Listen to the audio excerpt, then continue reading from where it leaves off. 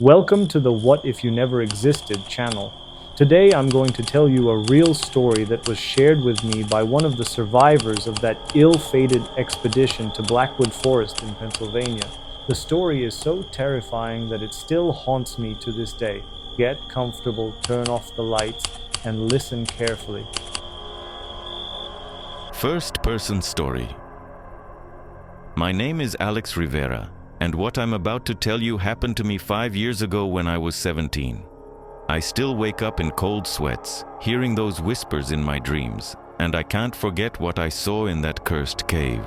Therapists say it's post-traumatic stress disorder, but I know the truth. There are places on this earth that carry evil older than humanity itself. It all started in October 2019. Our group of 5 decided to venture into Blackwood Forest in search of the legendary Whispering Cave.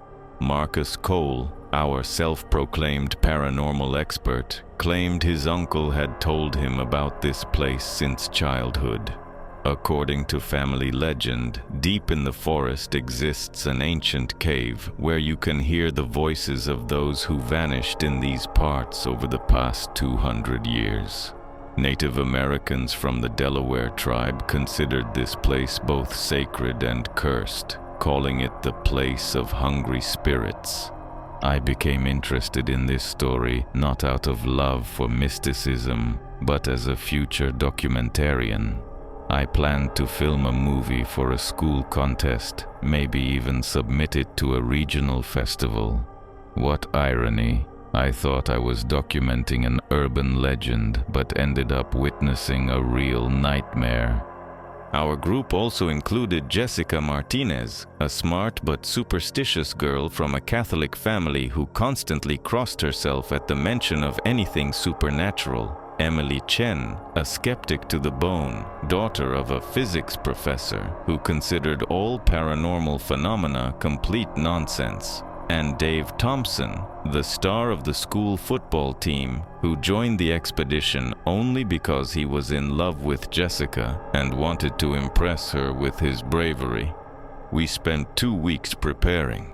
We studied topographical maps of the area, gathered equipment, read everything we could find about the history of Blackwood Forest. Information was surprisingly scarce. Just a few articles in local newspapers about missing tourists over recent decades. The official statistics were frightening. Since 1950, more than 30 people had disappeared in this area, and only half of them were ever found. We set out hiking on Saturday morning, October 19th. The day was unusually gloomy even for late autumn. Lead-colored clouds covered the sky, and cold rain had been drizzling since dawn. The fog was so thick that visibility didn't exceed 10 meters. The trees, ancient oaks, maples, and beeches seemed like grim guardians watching our every step. Their branches intertwined overhead, creating a natural vault that barely let daylight through. For the first 3 hours, we walked along relatively clear trails left by earlier tourists, but gradually the paths became less noticeable, overgrown with ferns and moss. Jessica constantly looked back. Emily skeptically commented on every story Marcus told about local legends, and Dave tried to cheer everyone up with his stupid jokes, which sounded particularly inappropriate in the gloomy forest atmosphere. I silently followed everyone, methodically filming our journey, trying to capture every detail of the surrounding landscape. Around noon, we noticed the first oddities. Birds in this part of the forest weren't singing at all. There was deathly silence, broken only by our footsteps on wet leaves. The air became noticeably colder, though we weren't climbing mountains. And strangest of all, our compasses began showing different directions. Marcus claimed this was normal for areas with high iron ore content in the soil, but Emily rightly noted that geological maps showed no anomalies in this region. After 6 hours of wandering along winding, barely visible trails, we finally found it. The cave was located in a small hill, almost completely hidden by overgrown ivy, ferns, and moss. The entrance was narrow, barely sufficient for one person. But the most striking thing was that the vegetation around the entrance looked sick. The leaves were yellow and black, covered with some kind of slimy mold. The grass at the entrance was dead, forming a perfect circle of barren earth with a radius of about 3 meters. The air near the cave wasn't just colder, it was different. Heavy, stale, with an unpleasant taste of metal and rot. I caught myself trembling not only from the temperature, but from some primal fear that seemed to emanate from the very depths of the earth. Marcus was the first to head to the entrance, turning on his powerful LED flashlight. The beam of light penetrated the darkness for several meters, illuminating uneven stone walls covered with moisture and strange phosphorescent mold. The walls were covered with scratches, not random ones, but forming patterns, symbols that looked ancient and ominous. Jessica grabbed my hand. Her palm was icy and trembling. In her eyes I saw the same primal horror I felt myself. She was whispering something in Spanish, prayers her grandmother had taught her. Marcus disappeared into the cave, and we heard his excited voice echoing off the walls. "Guys, you have to see this. There's a huge cavity here, and there are drawings." One by one, we squeezed through the narrow passage. The sensation was terrible. It seemed like the cave was trying to swallow us. Stone walls pressed from all sides, and the air became thicker and more stifling. What opened to our eyes in the main chamber was breathtaking. The cave really was enormous. Our flashlights couldn't reach the ceiling, which was lost in absolute darkness somewhere high above our heads. The width of the room was at least 30 meters, and the length went beyond the visibility of our flashlights. But the most striking were the drawings on the walls. Ancient petroglyphs covered the stone surfaces from floor to human height. Images of people, animals, strange symbols, and something else, something indefinable. Creatures with multiple arms, faces without eyes, geometric figures that somehow caused dizziness when viewed for long periods. Emily approached closer to one of the walls and began studying the drawings. Her skepticism was replaced by scientific interest. "This is incredible," she whispered. "The style is very ancient, possibly pre-Columbian period, but some symbols, I've never seen anything like this before." Dave whistled loudly, testing the cave's acoustics. The sound rolled through the stone vaults in waves, creating an eerie cacophony. And that's when we first heard it, a quiet whisper, barely distinguishable among the fading echo. We all froze. The sound was so quiet that at first we thought it was just acoustic play. But the whisper repeated. Now it seemed closer. The words were indistinguishable, but the intonation was sad, almost pleading. Marcus directed his flashlight toward the sound, but the beam of light only illuminated an empty wall with the same mysterious drawings. "Probably just an echo of our breathing," Emily said uncertainly, but her voice trembled. We went deeper into the cave and soon discovered that it was a real labyrinth. The main chamber branched into many tunnels of different sizes. Some were wide enough to walk upright, others forced us to crawl on all fours. The walls of all passages were covered with the same strange drawings, and over time we began to notice a pattern. The deeper we went, the more sinister and distorted the images became. I continued filming, though my hands were shaking so badly that many shots came out blurred. The camera battery was draining faster than usual. possibly due to the cold, or maybe for other reasons. The whispers intensified with each step. Now it seemed they were coming from all sides simultaneously, from the walls, from the ceiling, from under our feet. Sometimes I thought I could distinguish individual words in English. Help, don't leave, find us. But there were other sounds, in languages I didn't understand. Some sounded like distorted Latin, others resembled Native American languages. Jessica began praying aloud, her voice echoing off the walls, mixing with the whispers. Dave tried to joke to lighten the mood, but his laughter sounded hysterical and unnatural. Even skeptical Emily began to get nervous, constantly looking around and flinching at every sound. After about 2 hours of wandering through tunnels, we reached a large circular chamber that was obviously the center of the entire complex. In the middle stood a small altar of black stone, covered with the same mysterious symbols. But that's not what made us stop dead in our tracks. Around the altar lay a pile of clothes, shoes, and personal items, covered with a thick layer of dust, mold, and cobwebs.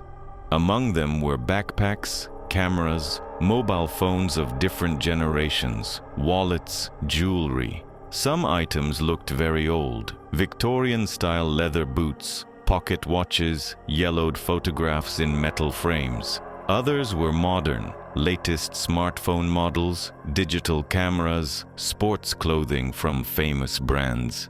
Jessica began to cry, crossing herself and whispering prayers.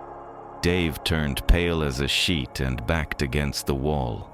Even Emily stood with her mouth open, her scientific skepticism finally confronted with inexplicable reality. Marcus, with trembling hands, picked up a faded baseball cap with an embroidered emblem. "Look," he whispered. "There's an inscription here. Millbrook High, class of '98. Our school, 21 years ago." He continued rummaging through the pile of things, pulling out more and more items. A Pennsylvania University student ID from 1987, a New York State driver's license issued in 1963, a children's toy, a teddy bear that looked like it was from the 50s, and the most horrible, a modern smartphone with a cracked screen, whose wallpaper featured a photo of a group of teenagers. There were 5 people in the photo, about our age. "This is..." Emily began, but couldn't finish the sentence. Yes, it was them, the group of school children who disappeared in Blackwood Forest last spring. The story made the news. Searches continued for 2 weeks, but they were never found. The official version: drowned in the river during a sudden flood. It was at this moment that the whispers turned into a real chorus of voices. They surrounded us from all sides, echoing off the chamber walls.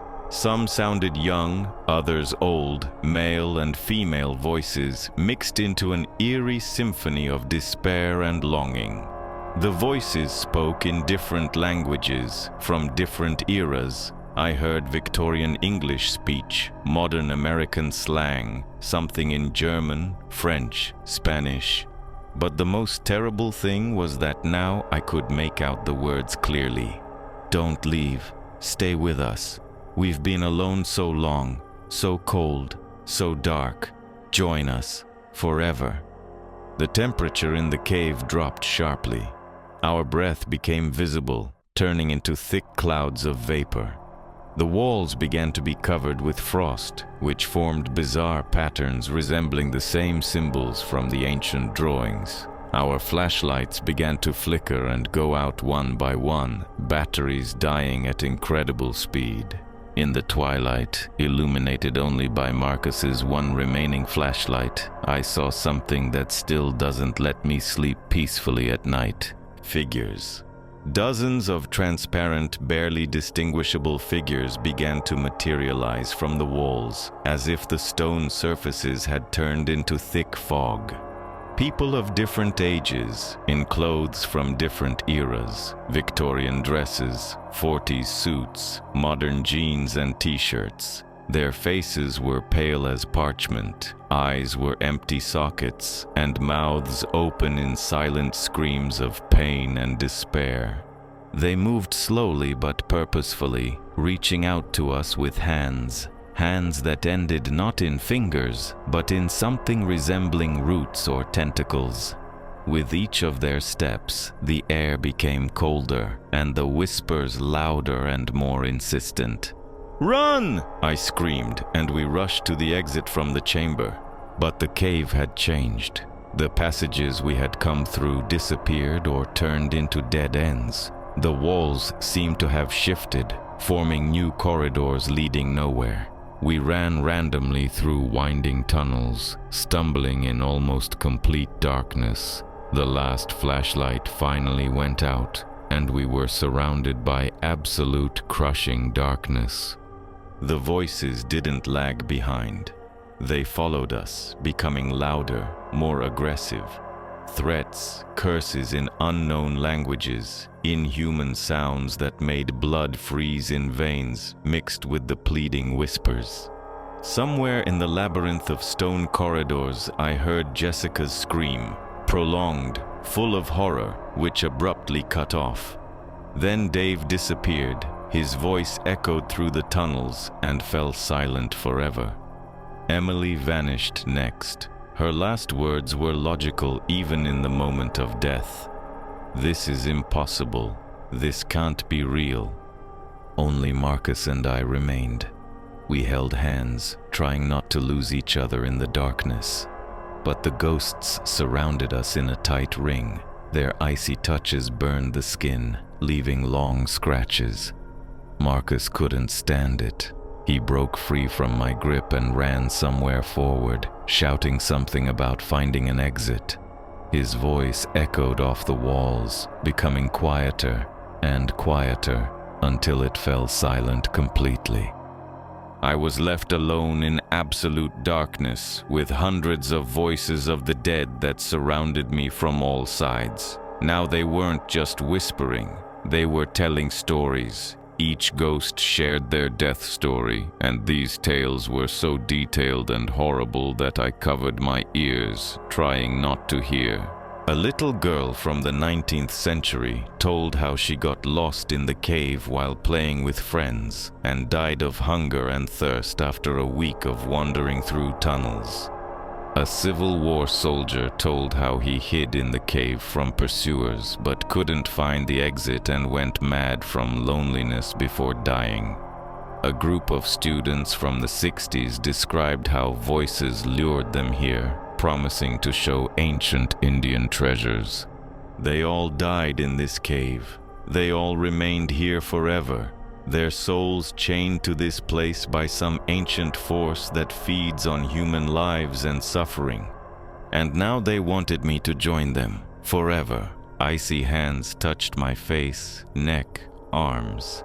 The voices became more and more insistent, promising that death would be quick, and then I would find peace in their company. They said that loneliness among the living was worse than eternity among the dead. I don't know how much time I spent in that stone darkness. Maybe hours, maybe days. Time in the cave flowed differently, distorted by some ancient magic. I began to lose touch with reality. My thoughts became confused, and the boundary between dream and reality blurred. But something in me resisted. Maybe it was simple will to live. Maybe stubbornness inherited from my Mexican grandfather, who never gave up even in the most hopeless situations. I continued to move by touch along the cold, damp walls, searching for an exit, ignoring the whispers that became increasingly aggressive. The ghosts tried to lead me astray, creating false corridors, dead ends, endless loops. Several times I returned to the same chamber with the altar where the belongings of missing people lay. Each time the pile became larger, my friends' backpacks, their phones, cameras were added to it. And then something happened that could be called a miracle. After an indefinite amount of time, maybe a day, maybe a week of wandering, I saw a weak gray light in the distance. It wasn't phosphor on the walls, not a hallucination of an exhausted mind. It was real daylight breaking through a crack in the stone. I rushed toward this light, feeling icy hands trying to hold me back, voices turning into howls of rage and despair. The ghosts didn't want to let me go. They clung to my clothes, my hair, scratched my skin with their root-like fingers. The exit turned out to be a narrow crevice in the rock, through which one could barely squeeze. I got out just as the first rays of morning sun touched the treetops. Looking back, I saw that the crevice was overgrown with moss and ivy, as if it had never existed. I was 20 kilometers from where we had entered the cave. How I covered such a distance underground remains a mystery. My clothes were torn, skin covered with scratches and abrasions, and fingerprints were visible on my wrists, or what replaced them in ghosts. The rescue team found me 2 days later, when I had already reached the nearest road. I was dehydrated, exhausted, and in a state of deep shock. Medics said I was delirious about ghosts and whispers for several more days after rescue. My friends were never found. Search groups combed the forest for 2 weeks, used helicopters, dogs, even underground cavity specialists. Nobody. The official conclusion was predictable. Accident. Presumably fell into an underground river or collapsed into a karst sinkhole. My camera was also not found. The last shots I took in the cave vanished into eternity along with my friends. Nobody believed my story about ghosts and ancient evil. Psychiatrists diagnosed post-traumatic stress disorder, explaining my visions as hallucinations caused by stress and dehydration. Parents sent me to the best specialists in Philadelphia, but no one could explain the scratches on my hands or the strange symbols I drew in my sleep, the same symbols I saw on the cave walls. But I know the truth. The Whispering Cave is real, and it's still waiting for new victims. In the 5 years since that day, 7 more people have disappeared in Blackwood Forest. Each search ended with nothing. Every night I hear the voices of my friends, mixed with the chorus of other souls trapped in stone darkness. They call me to return. They say I must finish what I started, that I have no right to live when they are dead. Marcus promises to show me ancient treasures supposedly hidden in the cave depths. Jessica begs for forgiveness for not being able to save the others. Emily tries to explain scientifically what happens in the cave. Her voice sounds from radios and televisions. Dave just repeats my name over and over, like a broken record. Sometimes on particularly quiet nights, when fog envelops the city as thickly as it did in the forest, I almost give in to temptation. I almost take the car keys, almost drive back to Blackwood Forest. The voices become especially insistent then, promising reunion with friends, promising answers to all questions. But then I remember those icy touches, those empty eye sockets, that horror in my friends' last screams. And I understand, it's not them calling me.